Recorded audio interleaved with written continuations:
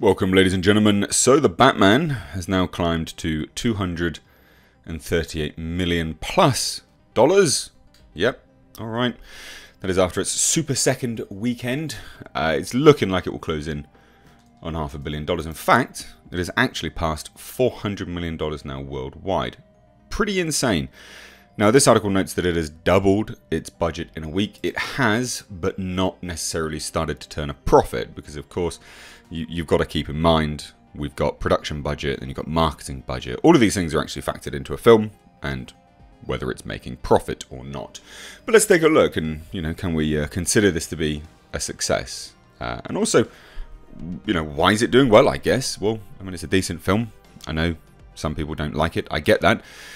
But for a film that's essentially 3 hours long, this has very strong word of mouth and is proving that The Batman is indeed an incredibly popular film property. Always has been, always will. But the fact that a 3 hour long film is doing as well as it is huge, genuinely huge. Most of these films don't typically do that well for such a long product, and they can't get as many screenings in, therefore they don't typically do that well. But this is doing great for a 3 hour film. So, Deadline says, even with AMC, Regal and Cinemark reducing their ticket prices for the second weekend of Warner Bros. The Batman, the DC film had a phenomenal hold of 51%, well minus 51%, sorry, in weekend 2, which is pretty decent with a $66 million. And if you back out the $21.6 million previews from last weekend's $134 million opening, the second weekend hold for Matt Reeves' movie is even better at only a 41% drop. Now, I never chose to address this in its own video because to me in the UK this is actually pretty standard. I believe AMC has started putting prices up for certain films. That's actually really standard here in the UK. We have certain cinemas are more expensive than others, and certain films are more expensive than others. It's actually really common here, and to hear that the US was pretty much up in outrage about it was a real big surprise because it was an eye-opener. It wasn't something I knew that the United States had to deal with, but yeah, it is interesting. Obviously, they've now dropped their prices, which means more people are going, and quite rightly so. But anyway, Batman's second weekend beats the second weekend hold of a Disney Marvel movie, which can post an average second weekend decline of 63%, which is pretty, that's good. That's a pretty big get for DC against Marvel if you are, one of these people that's a Marvel versus DC. And it's had a previous DC movie's second weekend eases, such as Batman vs Superman, which had a 69% drop, and Dark Knight Rises at 61% drop. Justice League had a 56% drop, and The Dark Knight was 53%. So it's doing really well, and that's again not even taking that adjusted 41% in. That's just the 51% drop. So overall, excellent for a 3 hour movie. And again, it is that for a 3 hour film is fantastic.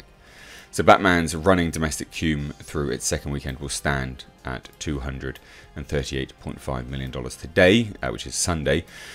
The pick clocked past $400 million worldwide yesterday, and it will soon pass $500 million this week. That's what everyone's thinking, and it probably will, break the $500 million mark, which is major. Second weekend, 3 hour film, $500 million. It's quite difficult to stress just how big that is. $500 million for a 3 hour film is pretty huge, pretty damn huge. Again, must stress that, really must stress that. So IMAX and PLF drove 26% of Batman's second frame. However, we're hearing that ticket sales are broadening out to non-format auditoriums. I went to watch it in IMAX. I think most people have wanted to watch it in IMAX, let's be honest.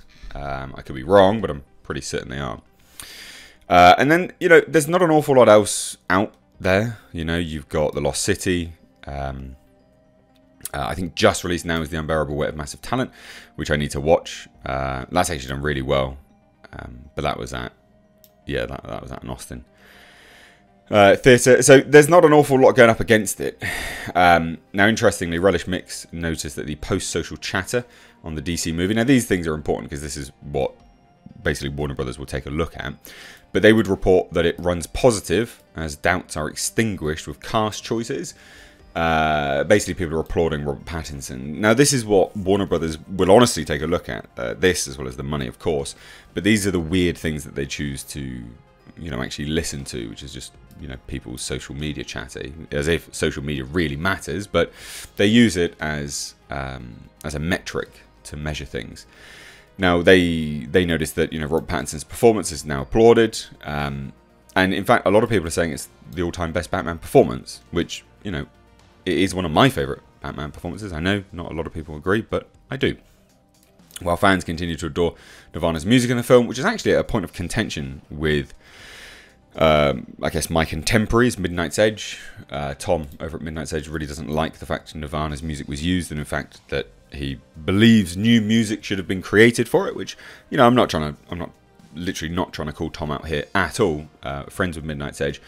But it's interesting how essentially this film is just polarizing. There is no other way of putting it. It's either a love or hate scenario with this film. Some people hate it, some people love it, some people hate the casting choices, some people love the casting choices, some people look at the music as lazy. Again, Tom, one of them being that he thinks it's lazy because, of course, other Batman films and other DC films have had brand new music created by pop stars and things, and rock stars and things. But, I'm not going to lie, the current crop of pop stars and rock stars, I wouldn't want them making new music for a Batman film because I think that most of them are atrocious. But that's just me. So anyway, now they say that was an inspiration for Matt Reeves as he was writing the film. True. YouTube videos popped most on social digital, adding 20.6 million views for studio-owned and earned materials over the week. Official social pages for the film added 282,000 new fans, notably on Instagram, with Twitter and Facebook pages now totaling 1.3 million for the Batman. Now, this seems to be a brand new metric that companies are using. How essentially, what's the surge for social media afterwards? It's interesting that it took this long for them to start using it and actually for them to start reporting on it, but this is a new metric, essentially.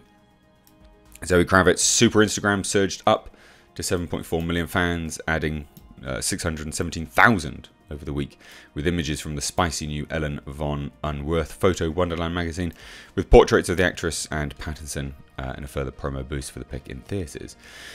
And this is, of course, the stuff, I didn't want to be sexualised, and yet she's in a latex cat mask sexualising herself. Okay, sure, whatever. So it's doing really, really well. Like it is. It's going to hit 500 million. It's doing gangbusters. Absolutely great. And again, the likes of this outlet here delivered the definitive take on the world's greatest detective. The Batman is a sweeping cinematic masterpiece that's both DC's best film and one of the most captivating, relentless, and unforgettable comic movies ever made.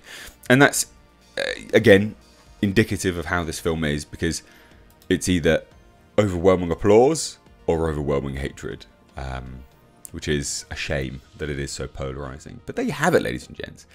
Closing in on 500 million. Do you think it deserved it? Do you think it didn't? Let me know down below in the comments. If you are new here, do hit subscribe, hit the thumbs up button, and share the video. I've got a second channel, which I will be pushing a little bit more now. It's in the description box. Check it out. You might like it.